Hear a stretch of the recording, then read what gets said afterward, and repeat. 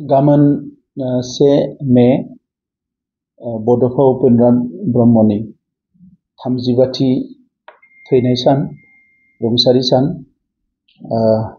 बे सानखौ 1990 मायथाइनि उननिफ्राय दुलाराय बर' फरायसा आफाद आरो बर' माहारिया बिथांखौ मान बावनानै अरायबो फालिबोदों। गाबोनबो बिथांनि जोनोम जायगा क'क्राझारनिफ्राय बरागारिनिफ्राय लानानै सारा आसाम नाङैनो आरो भारतनि गुबुन गुबुन जायगायाव बेखौ फालिनाय जागोन। नाथाय गाबोननि साना जोबोद स्पेसियेल, मानोना बड'फा उपेन्द्रनाथ ब्रह्म, जायखौ बर' माहारिया गावनि बिफा महरै गनायनानै लादों आरो बिथांनि नोजोर आरो बिथांनि जि मोनसे जोंनो होलांनाय बिथांखि, बेजोंनो इयुन जोलैया बर' माहारिखौ मुलुगाव गेरेमसा माहारि महरै गायसननो, बर' माहारिनि राव थुनलाइ हारिमु थामोनथा सिनायथि गासैखौबो रैखाथि होनो थाखाय आन्थोरज'यै सोमावसारबोदों आरो दासिम मोनथाम गोरोबथा जोङो मोननो हाबाय। बिथाङा 1987 मायथाइनि 2 मार्चआव आलादा रायजो बिनानै जि मोनसे राजखान्थि सोमावसारनायखौ जागायदोंमोन, बै समावनो फैनानै दिल्लीनि ब'र्ड क्लाबाव भारतनि जि नेशनेल केपिटेल, बेवहायबो बिथाङा सोमावसारनायखौ जागायदोंमोन आरो बिथांनि जि मोनसे इयुन नोजोर आरो मोनसे सिमां लानानै माहारिनि थाखाय सोमावसारनायखौ जागायदोंमोन, बियो मोनसेनि उनाव मोनसे फिथाइ थायदोंमोन आरो देग्लाय बोसोराव बिथाङा रुंसारि जानायनि 35 बोसोरनि उनाव देग्लाय बोसोराव भारत सरकारनिफ्राय भारतनि नखर मन्थ्रि बिथांनि नुजाथिनायाव गाहाय आलासि महरै गाबोन गोदान दिल्लीयाव बिथांनि मुङै मोनसे लामा बेखेवगोन। आसामनिफ्राय जों मिथिनाय बादिब्ला गपिनाथ बरदलै बिथांनि उनाव नैथि बड'फा उपेन्द्रनाथ ब्रह्मनि मुङाव मोनसे लामा बेखेवनाय जागोन आरो बेजों लोगोसे बे सेम लामा, जि लामाया कैलाश कल'नियाव दङ, बे लामायावनो बिनि मोनसे सकआव एबा बिनि मोनसे स्कुवेराव बेवहाय बड'फानि मुसुखा 9 फिटनि मोनसे मुसुखा गायसननाय जागोन आरो बेखौबो भारतनि नखर मन्थ्रि मानगोनां अमित शाह बिथाङानो बेखेवगोन आरो बिनि उनाव बेवहाय कैलाश कल'नि पार्कआवनो मोनसे सुबुं गौमायाव बिथाङा बाहागो लागोन। गाबोननि सानखौ जों बयबो जारिमिनारि सान होननानै लादों। दा बेनिखायनो दुलाराय बर' फरायसा आफादा सारा आसाम नाङै आरो वेस्ट बेंगल गुबुन गुबुन जायगायाव 5 लाख मोनाबिलियाव आलारि बाथि सावनाय हाबाफारि लादों होननानै मिथिनो मोन्दों। आसामनि गासै 16 गुबुन गुबुन थावनियाव एबा जायगायाव दिल्लीयाव जानाय प्रग्रामखौ डाइरेक्ट लाइभ स्ट्रिमिंनि गेजेरजों दिन्थिनाय जागोन। दा बे गासैबो हाबाफारिखौ बिटिआर सरकाराबो जोङो बेवहाय मदद होदों आरो बाहागो लादों। आं मिजिंथिदों जोंनि गासैबो दुलाराय रायजो राजाफ्रा, बर' आइ आफा, बिदा फंबाय बयबो बेवहाय बाहागो लागोन आरो बड'फानि मुङाव जों बयबो गाबोनो बिबार बावगोन, आर'ज गाबगोन आरो लोगोसे जोंनि माहारिनि जि मोनसे गोग्गानायनि मोनसे सम, जोंनि माहारिनि जि मोनसे रंजानायनि सम, जे बर' माहारिया दिनैनिफ्राय 40 बोसोर 50 बोसोर सिगाङाव सोमावसारजेनदोंमोन, नाथाय गुसुं समनि गेजेरावनो बर' माहारिया गावनि सिनायथि, गावनि थामोनथा, गावनि राव थुनलाइ गासैखौबो गायसननो हाबाय।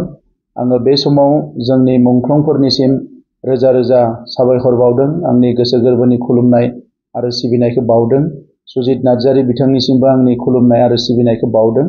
मानगोनां रायजो राजा नोंथांमोन, माहारिखौ मुलुगाव मोनसे गेरेमसा माहारि महरै गायसननो थाखाय बड'फानि जि आगान सुरजेननाय, बियो दिनै मोगथां महर मोनबाय आरो फैबाय थानाय समाव इयुन जोलैयाबो जि माहारिबाद आरो हारिनि फारसे अराय सांग्रां जानानै हारिखौ सिबिलांगोन।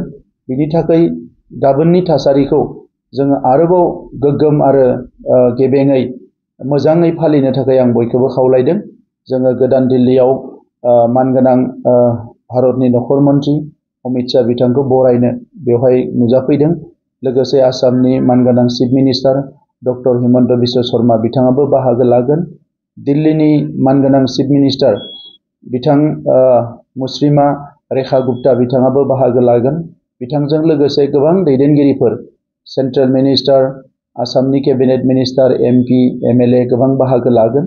दा बयनिबो बाहागो लानायाव लोगोसे बर'नि माहारि आफादफोरनि दैदेनगिरिफोरनि बाहागो लानायाव गाबोननि हाबाफारिया जोबोद गाजा गोमजायै खुंफुंजागोन आरो बियो अरायसम बर' माहारिनि जौगाखांनायनि जारिमिन, जांख्रिथायनि जारिमिन आरो बर' माहारिखौ मुलुगाव रैखाथि होनायनि जारिमिनाव अरायबो सनानि हांखोजों लिरनाय थागोन। आङो थांनाय समाव बर' हारिखौ दैदेननायाव खामानि मावलांनाय बयनिसिमबो आङो साबायखर बावदों आरो गाबोन बयखौबो बे गोग्गाथावना हाबाफारियाव बाहागो लानो थाखाय खावलायदों। बर' माहारिनि जि सिनायथि बेखौ मुलुगाव गायसननो थाखाय एबा भारत हादराव गायसननो थाखाय बड'फा उपेन्द्रनाथ ब्रह्मआ बै समावनो माखासे खामानिफोरखौ मावलांदोंमोन आरो बिथांनि जि इयुन नोजोर एबा सिमां जे बुहुमाव बर'फोरखौ गावनि सिनायथि आरो थामोनथाखौ लानानै गोथां हारि महरै गायसननाय, बेखौनो सं दाननानै गोबां खामानिफोरखौ मावनाय जायो आरो बे हिसाबै दिनै बड'फानि जि कन्ट्रिबिउसन बर'फोरनि थाखाय, ट्राइबेल माहारिनि थाखाय, सुबुं माहारिनि थाखाय बियो रावजोंबो रुजुजाया, जायनि थाखाय दिनै भारत हादरनि नेशनेल लिडारशिपा एबा नेशनेल लिडारफ्राबो बिथांखौ रिकगनिसन होदों। माखासे दाननि सिगां दुलाराय बर' फरायसा आफादा बड'फानि मुङाव भारत रत्न फोसावनो थाखाय बिथांमोना खावलायदोंमोन आरो बे एखे समावनो दुलाराय बर' फरायसा आफादा बड'फानि मुङाव दोंसे लामा बिनानै आर'जलाइ होदोंमोन आरो बे आर'जलाइयावनो जोङो बिटिआर सरकारनिफ्रायबो एखे आर'जलाइ गांसे होफादेरदोंमोन आरो बेखौनो लानानै उनाव जोङो आसामनि चिफ मिनिस्टार बिथां आरो लोगोसे जोंनि भारतनि नखर मन्थ्रि बिथांजों सावरायनायाव बिथांमोना बेखौ एक्सेप्ट खालामदों आरो मोनसे सम दङमोन भारतनि जायफोर खुंगिरि एबा दैदेनगिरि बिथांमोना रोजा रोजा जिखिनि जोंहा हारि हारिसाफोर दङ बिथांमोनखौ नायसनजोबनो हायाखैमोन।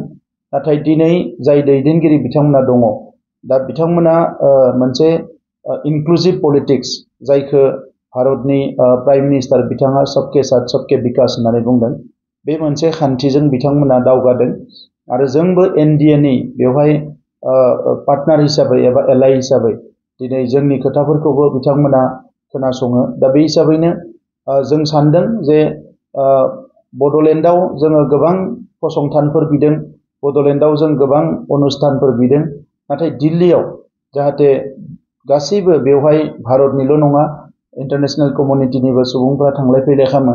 दा बेबायदि जायगायाव जोंनि सासे गेदेमानि मुङाव दोंसे लामा थानाय, बेबायदि जायगायाव जोंनि सासे बर' हारिनि बयनिख्रुइबो जौसिन मासियाव थानाय बड'फानि मुसुखा मोनसे गायसननाय, बे हाबाफारिया जोंनि हारिनि मानदान्दाखौ गोजौआव लांगोन, बेखौ जोङो हास्थायदोंमोन आरो बे हिसाबैनो दिनै बेखौ मोननो हानानै गमामायैनो आं गोसो गोरबोनिफ्राय जोबोद गोजोननाय मोनदों आरो सासे बर' फिसा हिसाबै जोबोद गोग्गानाय मोनदों। मानोना रोजा रोजा हारि माहारि दङ, बिथांमोना बेबायदि मोनसे रिकगनिसनखौ मोननो हायाखै, नाथाय बर' माहारिया बेखौ मोननो हाबाय। बेवहाय जोङो जोबोद गोजोननाय आरो गोग्गानाय मोनदों।